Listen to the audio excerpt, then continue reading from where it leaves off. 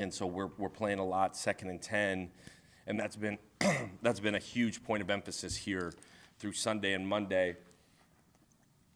And all of that certainly falls on me and us being able to execute, to be able to get drives started. When we've been able to get drives started, we've had a lot of success. The turnovers, I keep saying it, but have caught up to us in a huge way in terms of putting the football on the ground. Then second half, you look at it in the same light, not being able to get drives started. And when you're playing from behind, it's really, really hard to be balanced and to be able to effectively control a game how you want to control a game. We want to control the game offensively by running the football, being really balanced, and we certainly weren't that. So statistically, it doesn't look bad, but efficiency and effectively what it actually is not good. So again, that starts with me, ends with me, and it hasn't been certainly good enough for the last couple of weeks, and it will be. Defensively, you look at it in the first half, we were getting stops where we had a turnover, we're hanging in there, and then after halftime, all hell breaks loose. And all hell breaks loose because we're giving up explosives. We're certainly not playing like we did the first 5 weeks, and I mean that wholeheartedly. It's probably the hardest thing as a coach to stand here and tell you, but we're not running to the football like we need to be. We're not giving ourselves a chance to knock the ball down and continue to play. Again, starts with me, ends with me. It's for 2 weeks we've not effectively played hard enough. Schematically, we're in the right spot. We're not playing as fast as we need to. So there's no excuse there. That also starts with me, ends with me. And so that's obviously really disappointing. And then special teams, we've been really efficient through really 6 weeks. To give up a long punt like that against a really good returner, simply not being in our lanes like we need to, simply a guy down there doesn't make the play. So obviously really bad, starts and ends with me. So what's the answer? Like, how do you get back into a rhythm where you're playing really, really efficiently on both sides of the ball? Well, just getting back to fundamentals. In a lot of ways, I think you take some things for granted in terms of, running to the football, in terms of being able to pick up yardage on first down, tackling in space on special teams. All of those things, we have gone back, said, listen, let's rewind. What got us here? What got us to a point where we're playing good football? Well, focus on fundamentals, on techniques, on simple things like finishing plays, running to the football. Let's overemphasize that. Let's simplify what we're doing on both sides of the ball and allow our kids to play really, really fast. So that doesn't mean we're going to be ultra vanilla, but we are super cognizant of that. Allow our kids to play really, really fast, really, really confident, so they can fly around and we can maximize our talent. That's where we're headed. So all of it has been addressed with the kids. All of it has been addressed with the staff. I said it last Monday or last Tuesday. We've got to coach better. We've got to demand more of our players in terms of effort, attitude, strain, and being locked into exactly what's going on. We've got to coach better. Again, starts and ends with me. We will continue to grow and get better.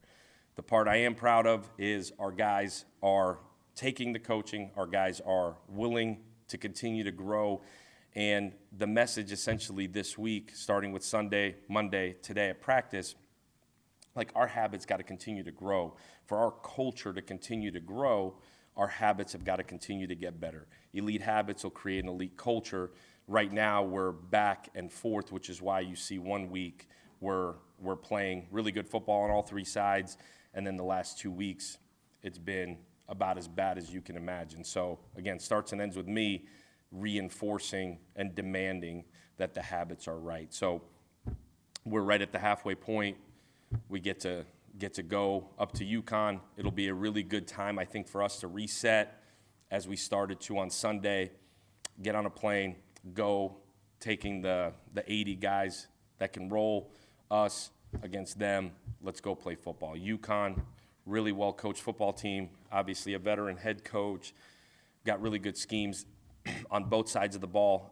They're in year 2, so they've kind of settled into what they are, who they are. really good quarterback offensively, really good on the offensive line. They are, I think, in a similar situation to us. Without being there, I can't tell you, like, they have been fighting and scrapping. They haven't been able to close out games. I imagine that's a huge point of emphasis for them. Defensively, as sound as you can imagine. Again, veteran play caller in Coach Mora, and they're really, really sound. They play really hard, and we're going to have to play harder than them for longer to be able to come out of there with a win. So excited about the opportunity. I think, a lot of people ask, man, like, would it be great to have a bye week? I think it's the other way.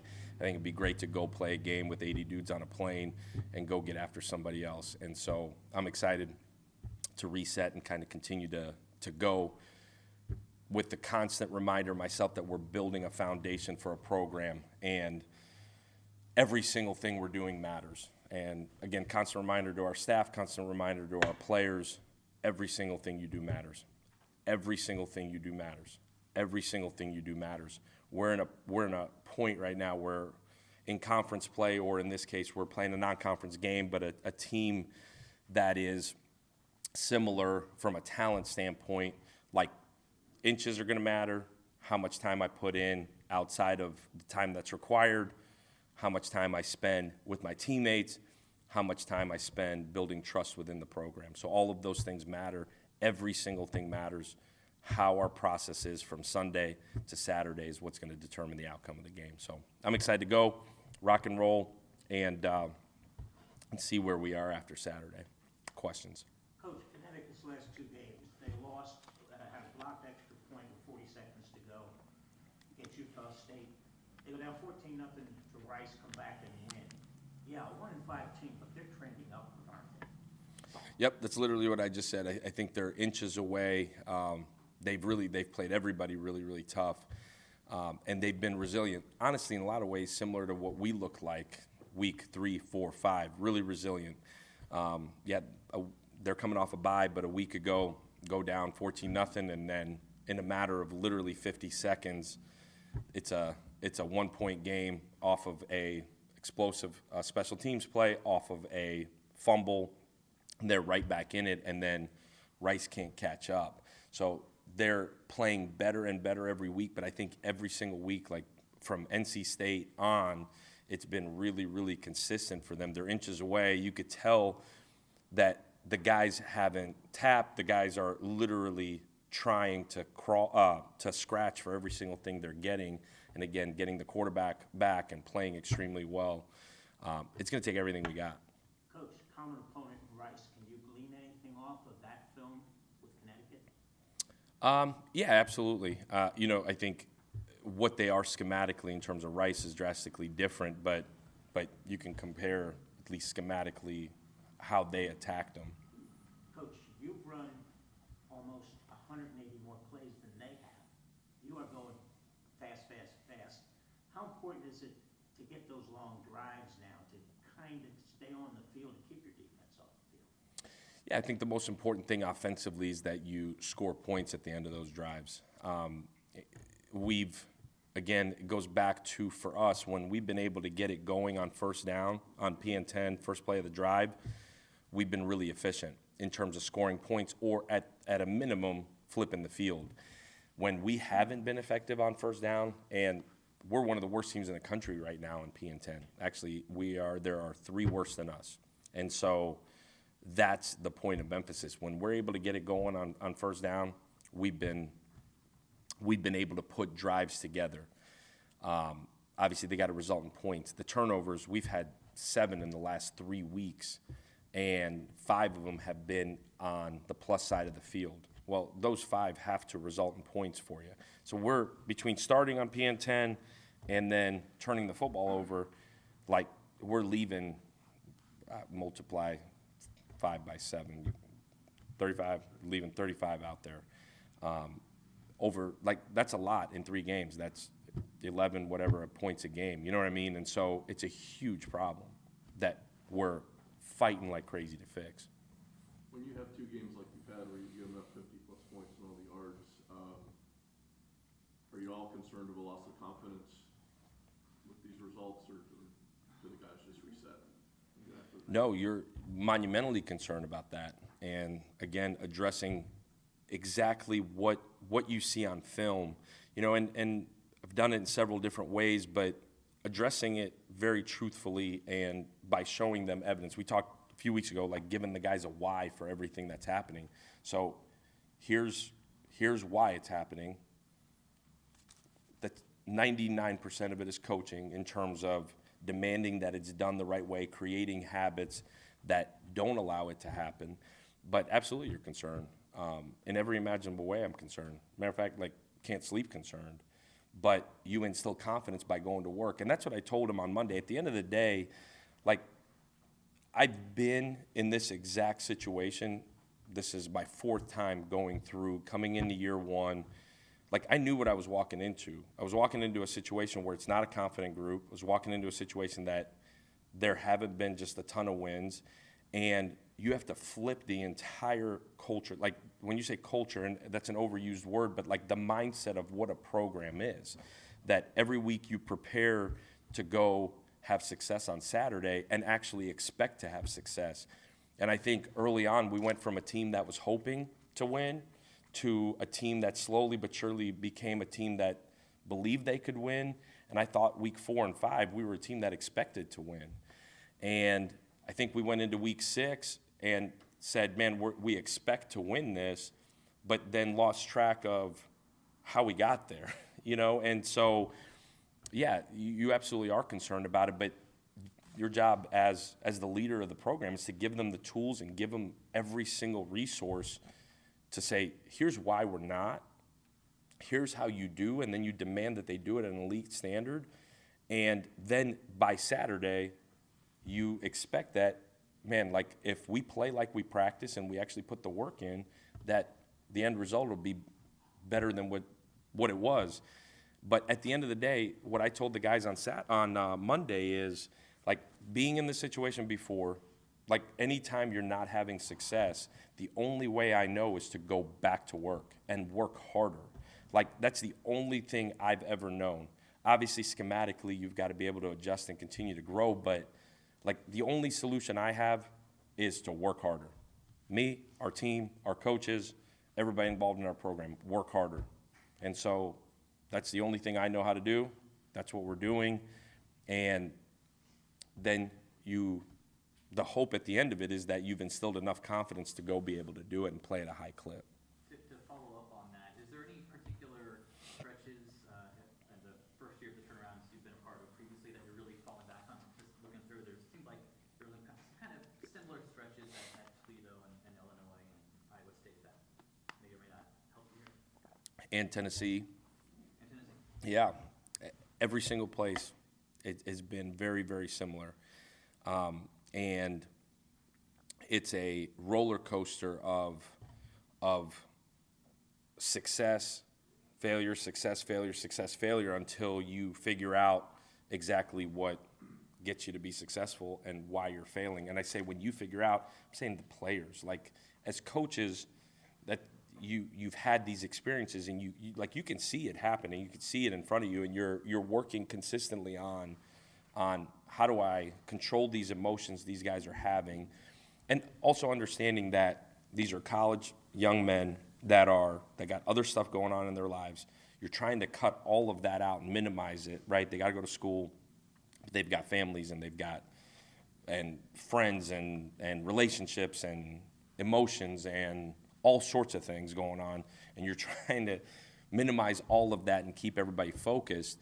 And every team, every one of those instances have been different in terms of the team makeup and the team leadership and all of those things. But what the similar part is, you walk in and there's something that ain't right. Like every one of those jobs we walked into wasn't because the head coach left to go take a better job, right? All of those jobs we walked in, and all of those jobs I sat day 1 and day 2 and day 3, and I was like, what the hell is going on, right? Like, similar to here, like you're like, what exactly, like you're trying to get a grasp on what is actually going on, and then you put your big boy pants on and you go to work, and you work and you fix every single issue. Like, we've spent the last 10 months laying a foundation for what a successful program looks like.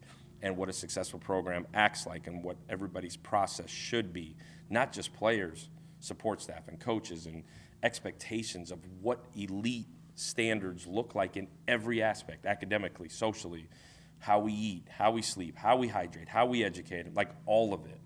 And so it takes a minute to get in tune, and the last thing I'm ever going to do is stand up here and tell you, man, it's just year one. Like, what I said day one is what I truly believe right now. We're in a race against ourselves to be as good as we can, as fast as we can.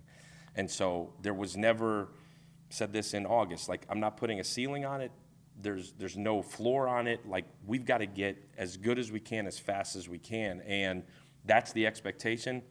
The outside expectation is we go win, and then you win a couple, and it's like, well, you just keep winning. That's also my expectation. That's also our players' expectation. Now, how you do that is really, really, really hard. And so we got to do the hard better than everybody else. And we're still learning how to do that.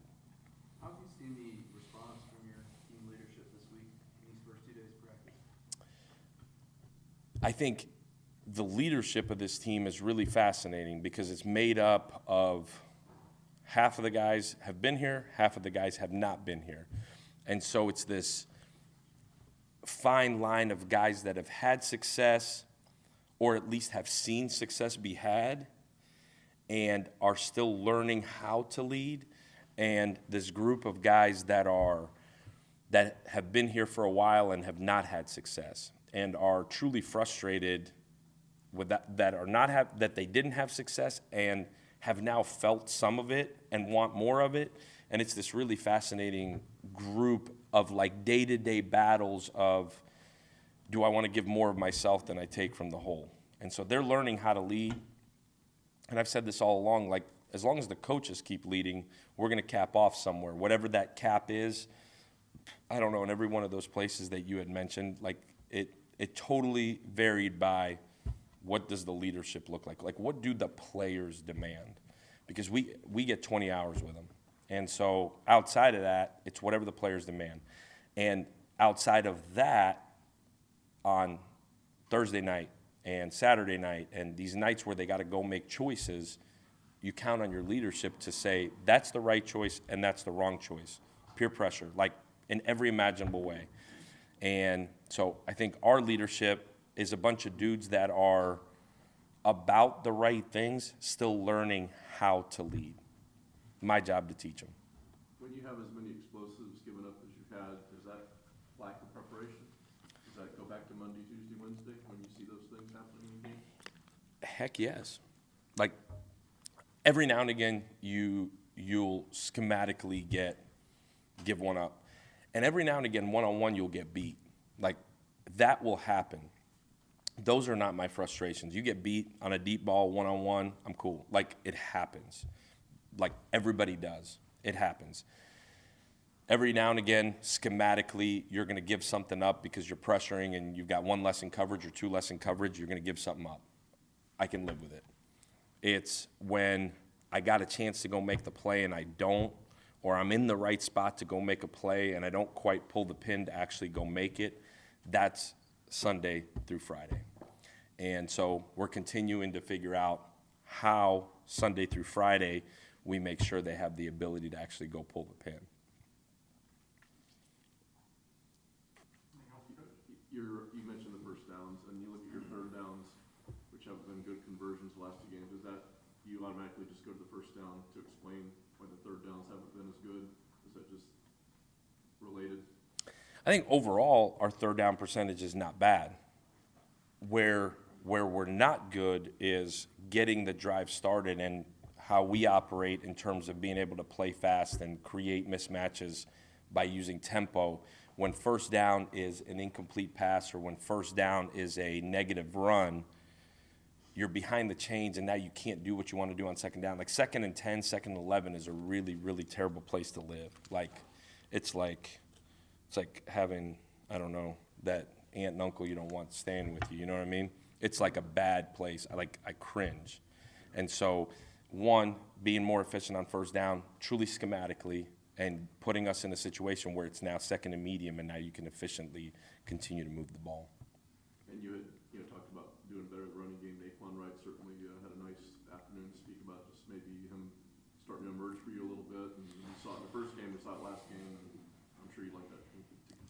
Yeah, I think our running game has continued to grow, just like our passing game has continued to grow. Like every week you've seen different guys step up. I think that running back room is starting to have some confidence. I think our O-line, like this was the best game our O-line had played. Best that they had protected, best that we had run the football. I think the running game, both schematically in terms of calling it and actually running of the football, I think it's continued to grow and get better and better and better. Naquan has gotten better and better. So has K1 Powell, and in a lot of ways, Mikey Dukes has gotten better at times and has taken some steps back at times. But those guys, like I think playing running back, and I've coached the position, I never played it, but it's such a rhythm position. Like you get in a groove, and Naquan was that way on Saturday. Like he got in a groove, you could see he was into it. He was playing incredibly hard without the ball in his hands. And so you kind of see him continuing to grow and get better. But I think Naquan, in every imaginable way, his practice habits have continued to grow and get better. So then the result has looked like how it's looked. And I'm sure if you ask him, he'd tell you the same thing. Like he has practiced better and better and better. So he's played better and better. He's allowed himself to play really confidently. Now he's taken another step where, because he's playing confidently and playing well, he's able to lead others and actually hold others accountable. It's a very contagious deal. It's called like what real team looks like, where everybody's working as hard as they can, so then they feel like they can lead others to do so. And Naquan's very well respected on the team. He continues to work harder and practice better, hence he's playing better, hence he's leading better. Get 120 dudes to do that, you got a chance to win every game. Alex Bynum obviously came back in the game Saturday, so he is 100% here these last couple days. No lingering or anything like that. He's been really good. Came back out of that healthy, and really a shame that both hits he took were both targeting calls, and is what it is. That dude's tough as they come, and I'm really, really glad that he's leading us offensively. Awesome. Thank you. Yeah, hey, Coach Jose, congrats on the extension. I'm working on one too, brother. Take Naquan right next, and then we Coach Fernandez up here.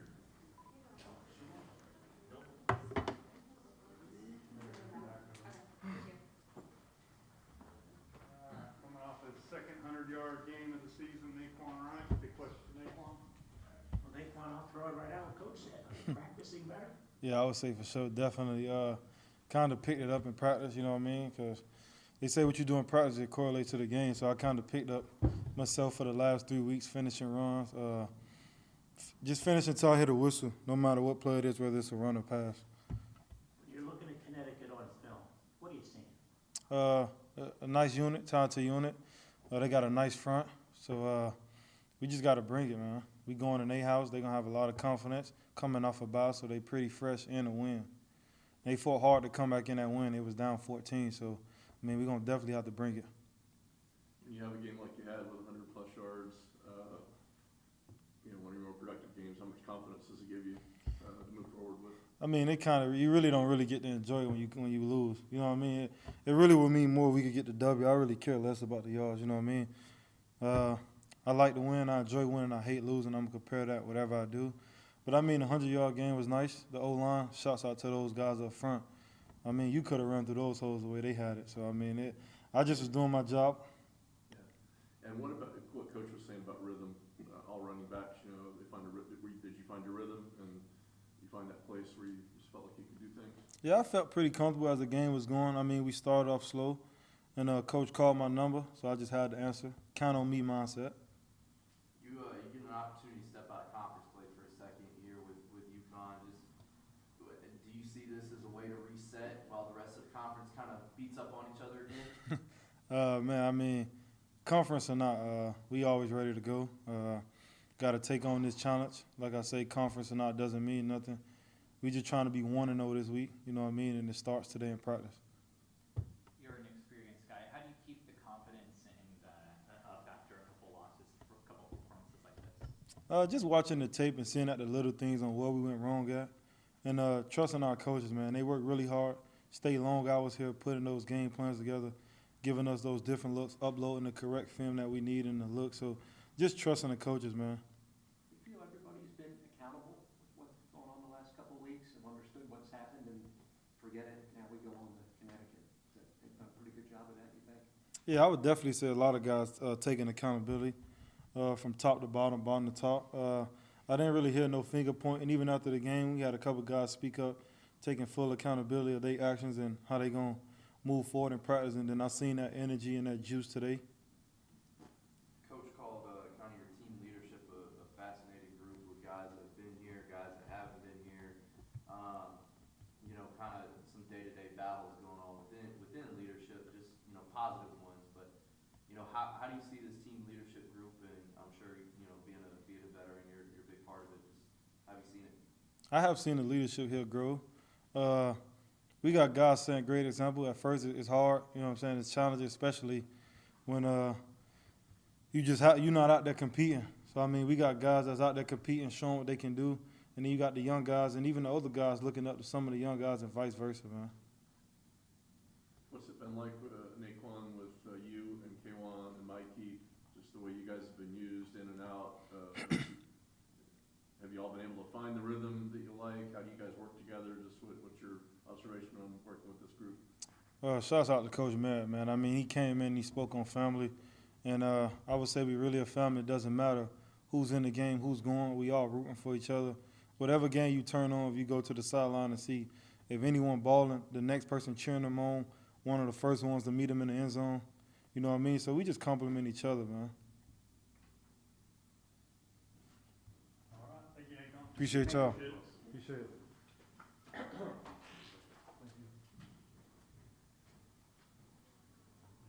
Carl will shut it down, so you can coach wherever you want. We're gonna go straight to Coach Fernandez. He's got a previously engagement at 12:30, so try to get him here for 15 minutes or so. No looking. Don't have time for him. Coach Fernandez has a deadline. He's gotta go somewhere, so we gotta get him up here. He's a busy man. Busy man. We let Tremont go. Can't hold him here for 45 minutes.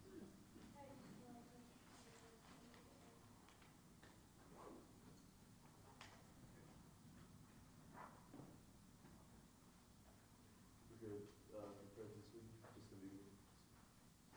Yeah, and the guy, yeah, but it would be second. Okay. I'm good, you know, I'm good with roll call.